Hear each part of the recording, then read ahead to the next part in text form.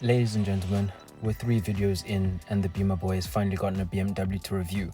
Words cannot describe how excited I am to get this review for you guys, because everyone who knows me knows that I love a good BMW. But that doesn't mean that I'm going to be biased. In this review, we'll be having a look at the BMW 128ti, the Golf GTI rival that people don't really talk about. And it's a massive thank you to BMW Century City for making this possible. Ladies and gentlemen, what a time to be alive. Welcome back to the channel. Just wanted to say a massive thank you. I've done 3 videos and we're almost at 100 subscribers, so we're getting there slowly but surely. So I want to say thank you to you guys.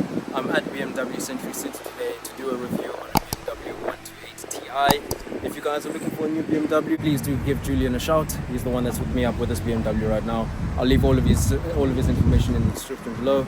But yeah, please join me for this review.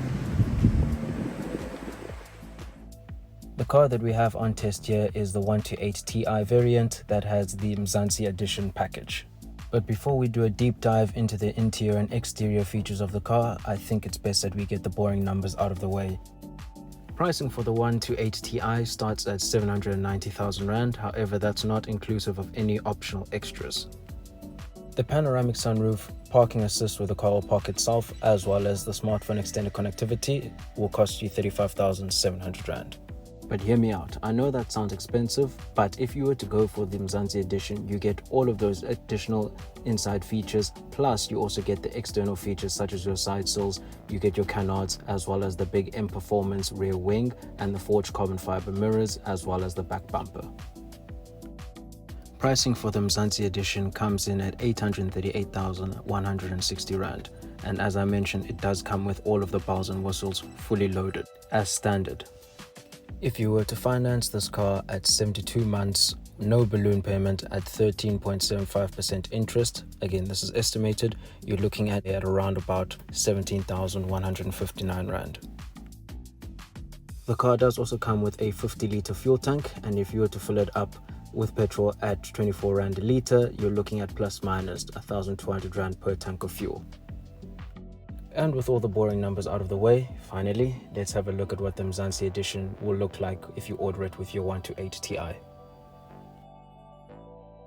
First thing that I saw, and was the most notable for me, was going to be the forged carbon diffuser at the back. Now I'm not sure if it actually does diffuse anything, but it looks pretty good.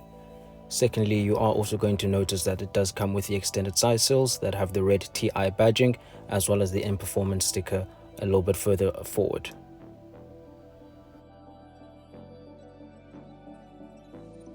The car is also fitted with 19-inch rims that are part of the M Sport package, as well as also these red accents that you'll find all over the car.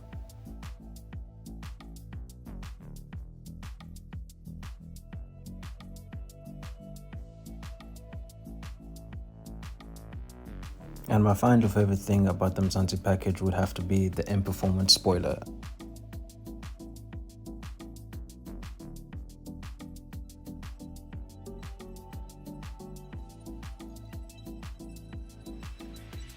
This is a hot hatch at the end of the day, so let's hear what she sounds like on a cold start and when she's moving.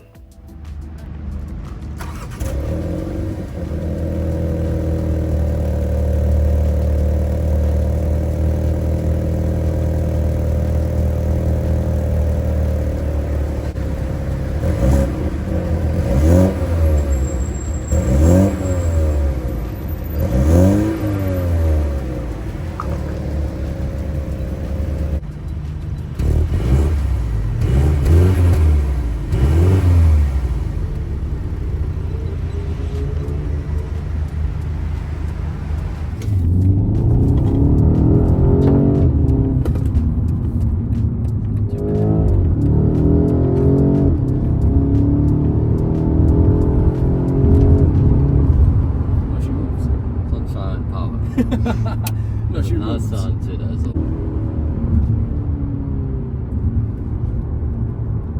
GTI smoking over there. Your TI will never smoke. No. But if it starts smoking like that, you know it's time to get rid.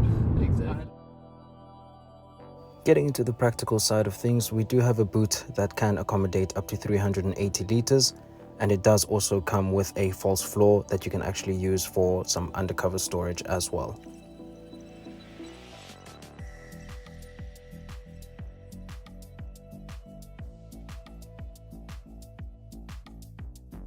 The parcel shaft can also be removed, quick and easy, and you also do have your rear seats that fold in a 40-20-40 split. Getting into the back seats now, and I did find that since this is a larger hatchback, there is ample space for someone as tall as I am. I think if you're a little bit taller than I am, you will struggle a little bit. I come in at 1.83 meters, and I also do want to give a mention to the fact that you have your USB charging sockets at the bottom there. Headroom is also fantastic, and we also just do need to give BMW props for the fact that they also included the BMW M stripes on the seat belts.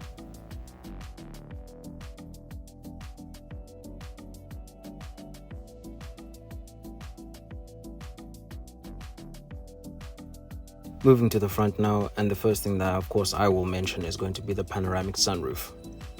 I will also be the first to admit that it's not as large as your rivals such as your Mercedes, your Golfs as well as your Audis, but I think it does do a good enough job.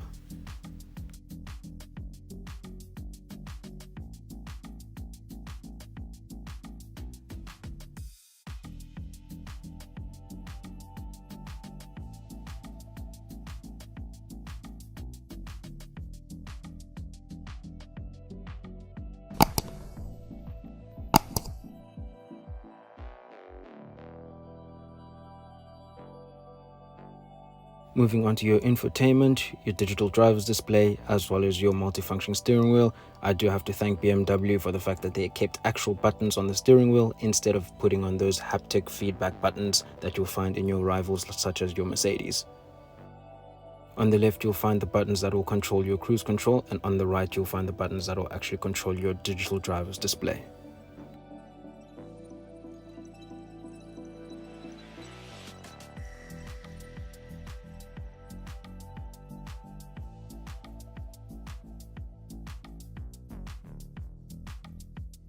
This car was also fitted with a deluxe package, so it does come with the extended smartphone connectivity, and the beautiful thing is you can also use your Android Auto and your Apple CarPlay wirelessly.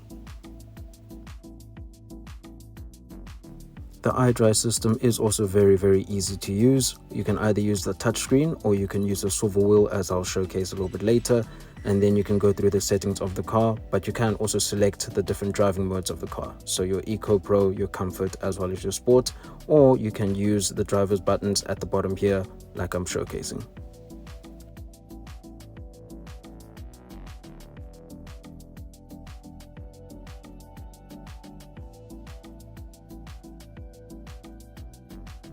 Of course, this car does come with a parking assist package as well, which is going to be inclusive of your sensors as well as your reversing camera. Reversing camera, I have to say, is really great. Very clear picture quality. Now, before someone in the comments asks me why I didn't talk about the engine, let's actually open up the bonnet and let's see what beast is hiding underneath there. Underneath the bonnet, you will find the same engine that they use in the M135i, which is going to be your 2-litre 4-cylinder turbo petrol engine. However, it has been detuned to 180 kilowatts and 380 newton meters of torque.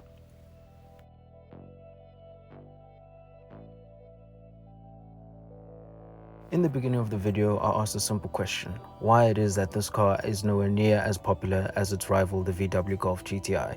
And I think that boils down to two things. One, the GTI has a very big cult status or cult following here in South Africa. And two, I just don't think BMW marketed this car as a GTI rival as they should have. I truly do wish that BMW did market this car slightly better, because I think power for power pound, this car is a great rival against the Golf GTI, and more people need to know about it.